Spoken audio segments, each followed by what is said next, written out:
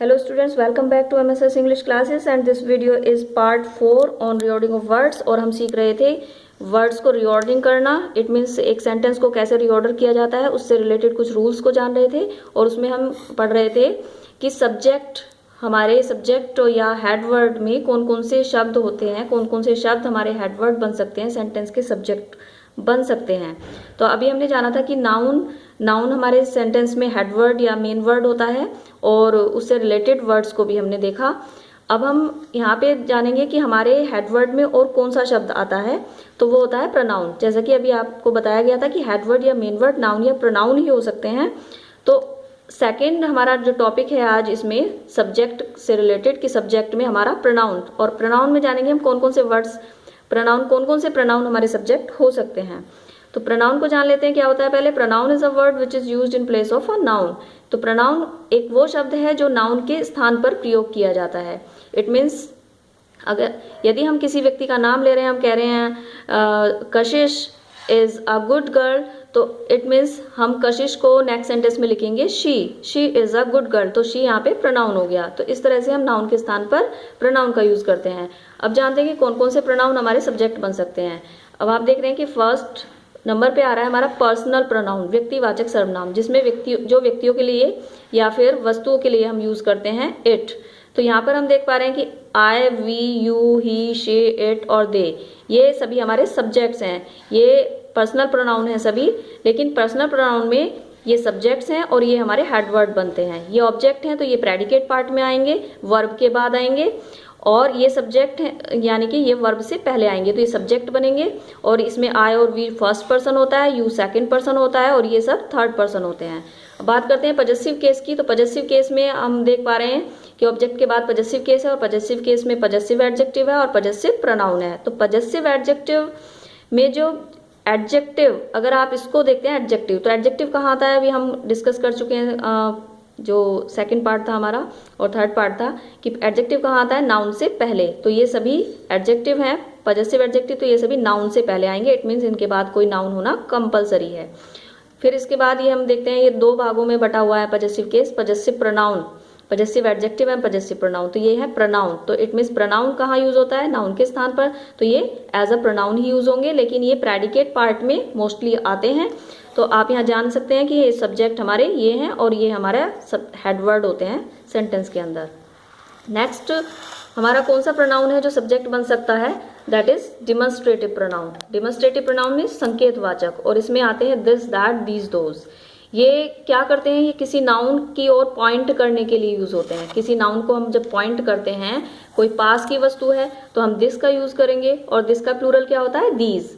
This means ये है और दीज मीन्स ये, बहुत सारी वस्तुओं के लिए दीज लगाएंगे तो पास की वस्तुओं के लिए दिस यूज करेंगे, बहुत सारी हैं तो दीज यूज करेंगे। दैट दूर की वस्तु के लिए यूज करेंगे, और दोज बहुत सारी वस्तुएं हैं दूर तो दोज यूज करेंगे प्लूरल के लिए।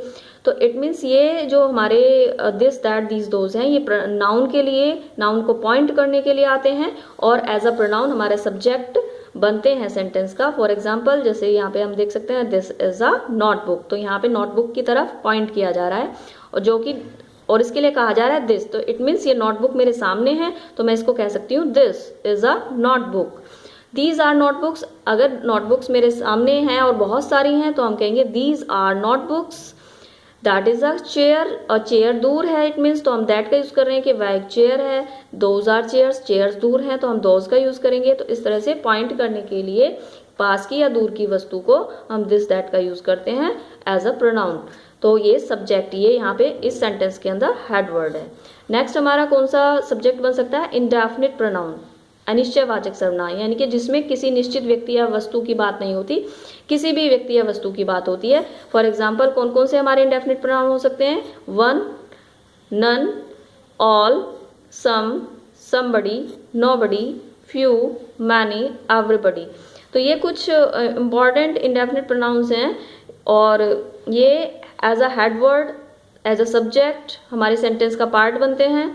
जैसे हम यहाँ पे एग्जाम्पल ले सकते हैं, one must do once duty.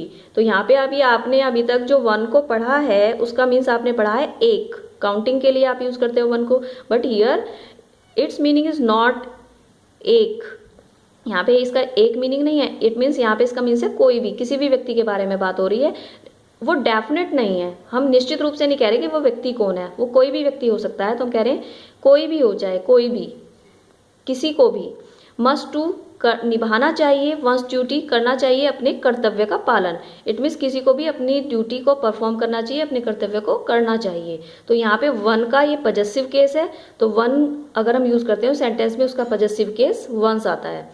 None of them, उनमें से किसी, कोई भी नहीं, आर वेल नोन, मतलब उनमें से किसी को भी अच्छी तरह से पता नहीं था। तो नन मीन्स कोई भी नहीं, किसी को भी नहीं, और नन जो है वो प्लूरल के लिए आता है, प्लूरल इसका यूज होता है। तो नन हम यहाँ पे देख पा रहे हैं ये हेड वर्ड है हमारे सेंटेंस में। ऑल, सभी प्रेजेंट थे, तो ऑल यहाँ पे हेड वर्ड है और ये इंडेफिनिट प्रोनाउन है, सभी के बारे में बात हो रही है, किसी पर्टिकुलर व्यक्ति के बारे में बात नहीं हो रही। सम आर बोर्न ग्रेट, कुछ महान पैदा होते हैं, कुछ मीन्स कुछ लोग, यानी कि डेफिनेट नहीं है कौन लोग, किन के बारे में हम बात कर रहे हैं। समबडी हैज़ कम, कोई आया है, इट मीन्स यहाँ भी डेफिनेट नहीं है। फ्यू मीन्स बहुत कम। एस्केप्ड अनहर्ट, यानी इट मीन्स बहुत कम बचे, अनहर्ट बिना चोट खाए। तो फ्यू मीन्स बहुत कम, ये भी हम डेफिनेट नहीं है और इनडेफिनेट प्रोनाउन है, तो ये सभी हमारे हेडवर्ड्स हैं। इस तरह से ये भी हमारे सेंटेंस का सब्जेक्ट हो सकते हैं। नेक्स्ट वन इज, यहाँ पे हम देख रहे हैं कि एग्जाम्पल्स में walking is good for health. It means हमने अभी तक यहाँ पे पढ़ लिया है कि कौन कौन से प्रोनाउन हमारे सब्जेक्ट हो सकते हैं। तो अब हम यहाँ पे ले रहे हैं एग्जाम्पल्स, और यहाँ पे अभी तक आपने नाउन और प्रोनाउन को देखा है कि वो हमारे सब्जेक्ट होते हैं। तो यहाँ पे आप अब वॉकिंग क्या है, यहाँ पे आप देख पा रहे हैं जीरेंट यानी कि वर्बल नाउन। जीरेंट मीन्स वर्ब की फर्स्ट फॉर्म में आईएनजी लगाने से जो नाउन बनता है उसे वर्बल नाउन कहते हैं, और वॉकिंग यहाँ पे जीरेंट है जो कि सब्जेक्ट का काम कर रहा है। Walking is good for health, और यहाँ पे ये प्रेडिकेट पार्ट है। नेक्स्ट एग्जाम्पल आप ले सकते हैं, reading is his favourite pastime. तो reading it is a gerund, और ये प्रेडिकेट पार्ट है। To err is human, to err means गलती करना मनुष्य का स्वभाव है। ये एक कहावत भी है इंग्लिश में, to err is human, to forgive is divine.